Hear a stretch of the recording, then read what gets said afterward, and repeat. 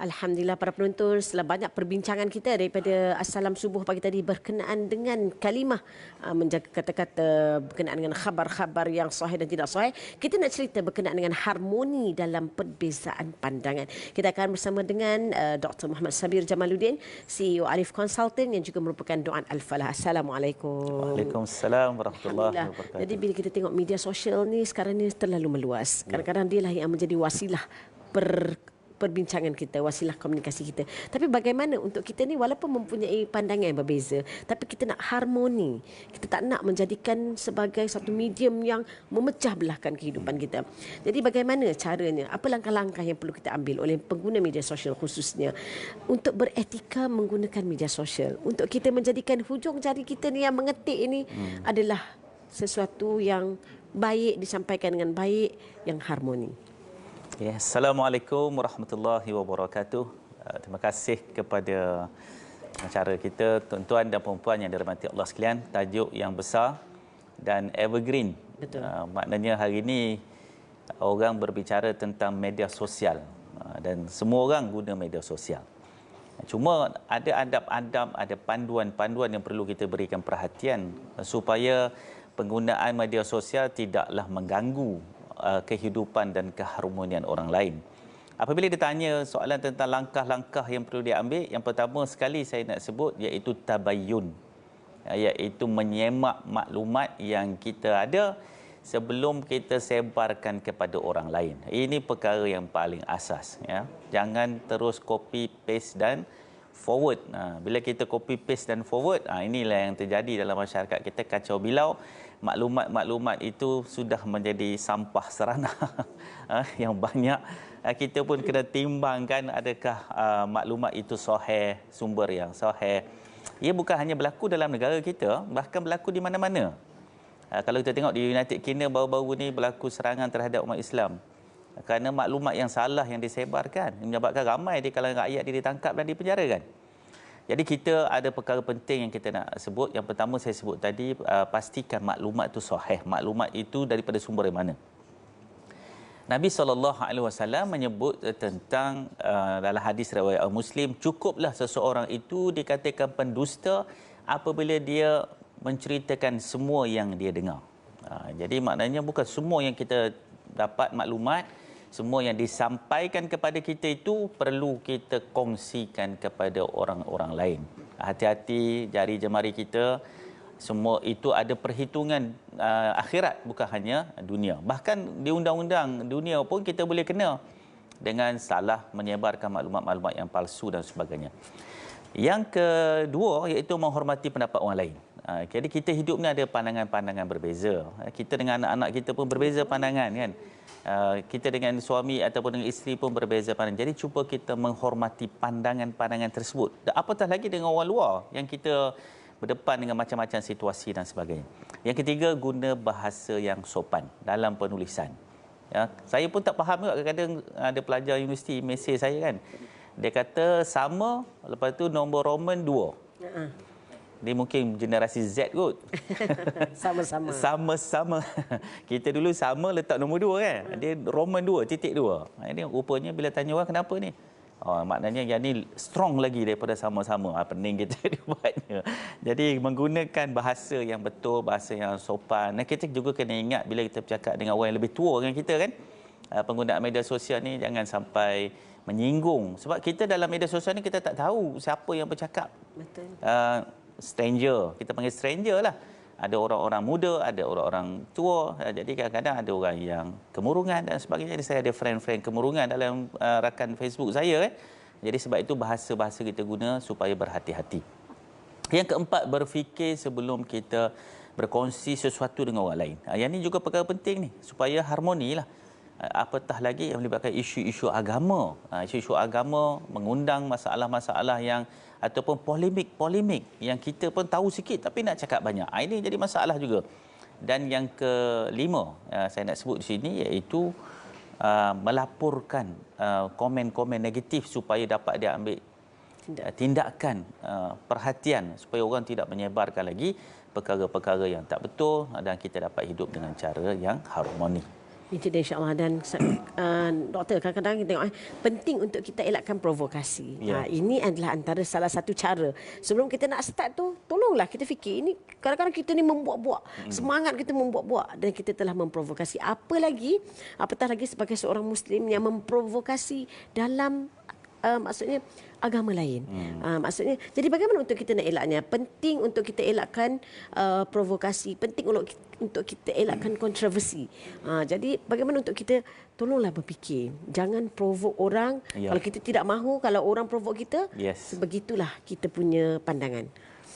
Ya, betul lah. Maknanya kadang-kadang over excited dengan pandangan kita ataupun maklumat kita. Saya nak kata knowledge pun tak sampai kot ke tahap knowledge lagi. Dia semangat dia. Dia baru maklumatnya, nak kata ilmu pun tak juga. Jadi akhirnya dia pun cuba mencetuskan sentimen-sentimen yang boleh menggugat pandangan-pandangan bukan berbanding agama. Dalam agama kita sendiri pun. Kadang-kadang polemik-polemik yang tak berkesudahan. Jadi kita kena berhati-hati sebab ini semua akan mengundangkan masalah kepada diri orang yang menyebarkan ataupun berkongsi maklumat yang salah, yang membuat provokasi dan juga menyebabkan orang lain tertarik untuk sama-sama terlibat dalam perbincangan-perbincangan yang tidak menjurus kepada kebaikan. Oleh sebab itu, kurangkan ketegangan apabila kita berkongsi maklumat-maklumat yang tidak sahih ataupun kita tidak semak lagi. Dan kena ada keharmonian, kesan daripada apa yang kita ucap, apa yang kita kongsi.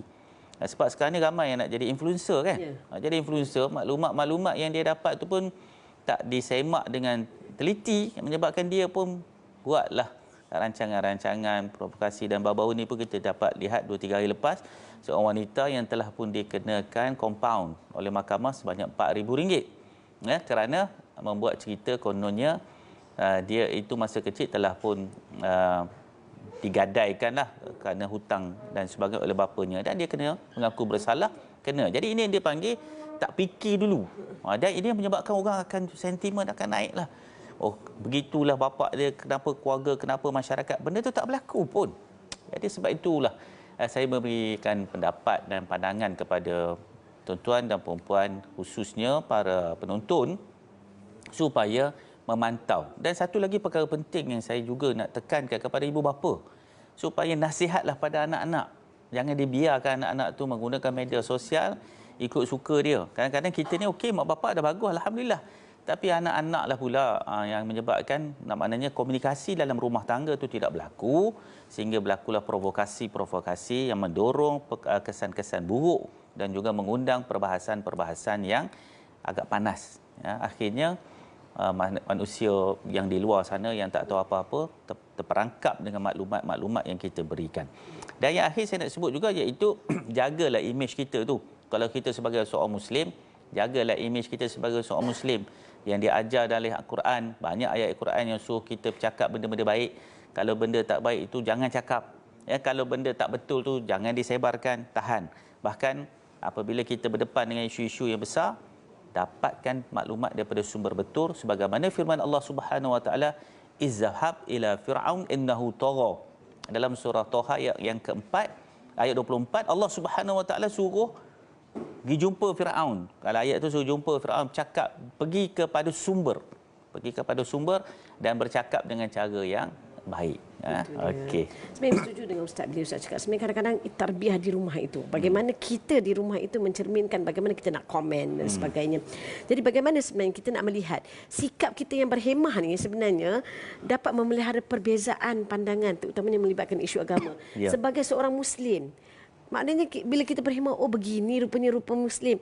Oh begini sabarnya seorang Muslim. Begini tutur katanya seorang Muslim. Bagaimana untuk kita ni nak serapkan dalam diri kita dan juga masyarakat bahawa sebagai seorang Muslim haruslah berhemah untuk menunjukkan anda ialah seorang Muslim yang baik. Ya, betul. Sebab itu kita ni hidup ni ada panduan. Kita jangan lupa hidup kita ada panduan Al-Quran dan juga hadis Nabi SAW. Allah Subhanahu wa taala sebut dalam Quran, wa innaka la'ala khuluqin azim. Sesungguhnya engkau wahai Muhammad mempunyai akhlak yang mulia. Akhlak yang mulia ni ada benda yang perlu kita contoh. Dan banyak ayat-ayat Quran yang suruh kita menjadikan Nabi sebagai panduan. Jadi kalau kita jadi seorang Muslim, memanglah masing-masing ada kehendak, ada nafsu, nak bercakap, nak tunjuk diri pandai.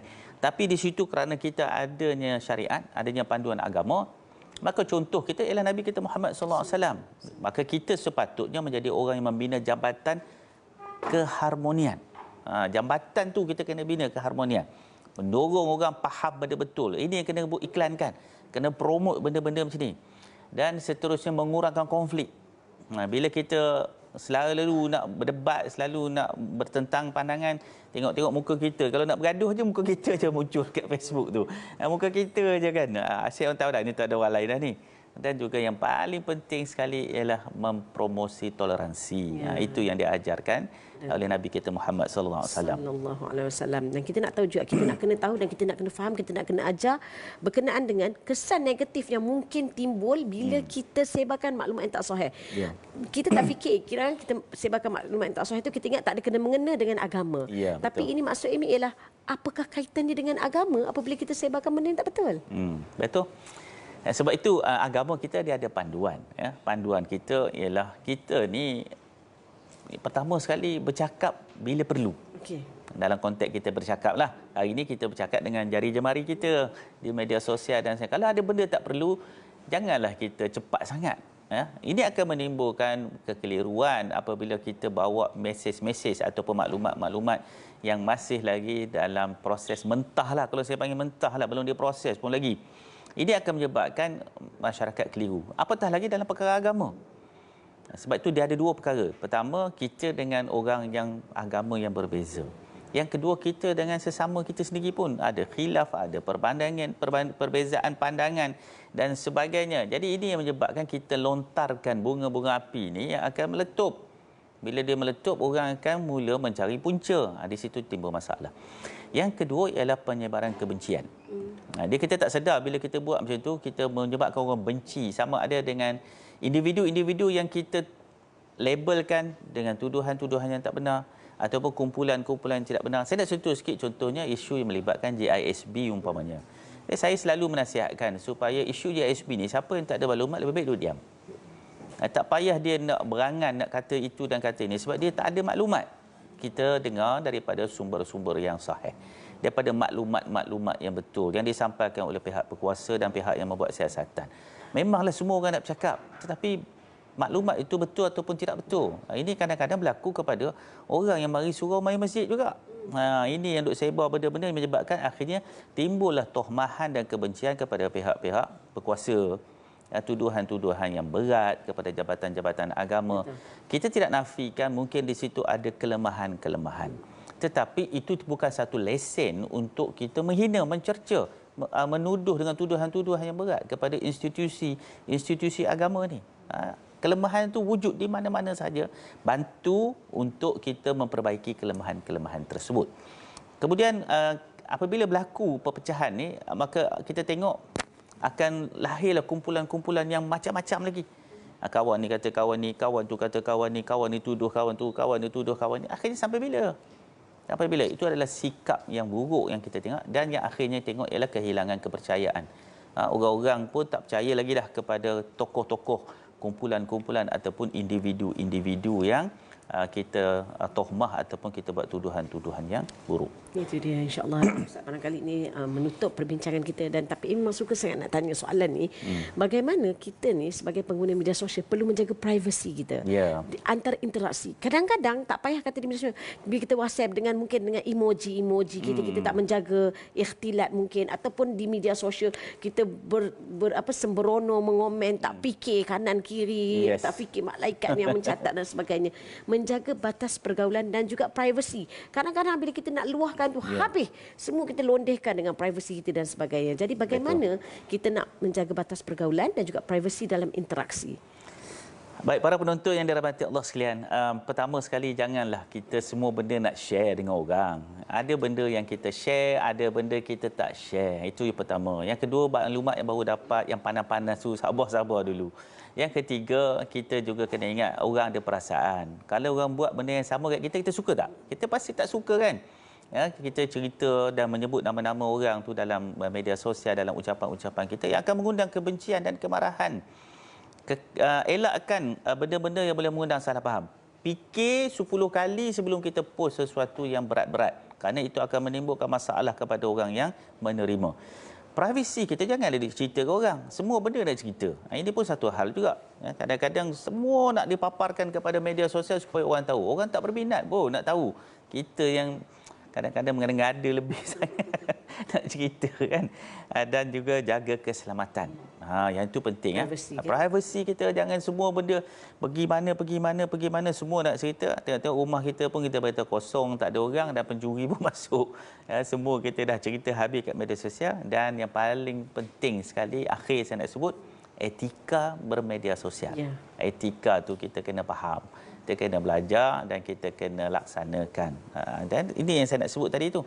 Jaga masyarakat kita, jaga ahli keluarga kita, sentiasa menasihati, pesan pada kawan-kawan kita juga supaya ada benda-benda yang dia sebarkan yang tak sepatutnya, dia stop ataupun tarik balik dengan memadam apa-apa yang telah dia post yang melibatkan isu-isu privasi dia. Wallahu a'lam. Allahu akbar. Cukup cantik perbincangan, harmoni dalam perbezaan pandangan. Walaupun kita ni berbeza pandangan, tapi janganlah sampai kita memaki hamun, mencaci, nista dan sebagainya. Terima kasih banyak kita ucapkan kepada Al-Fadhil Dr. Muhammad Sabir Jamaluddin, CEO Alif Consulting yang juga merupakan Doan Al-Falah. Terima kasih atas perbincangan ini dan insya-Allah semoga kita sentiasa dipandu dalam apa jua perlakuan kita, dipandu oleh Allah, dipandu oleh Quran dan Sunnah, insya-Allah. Terima kasih banyak.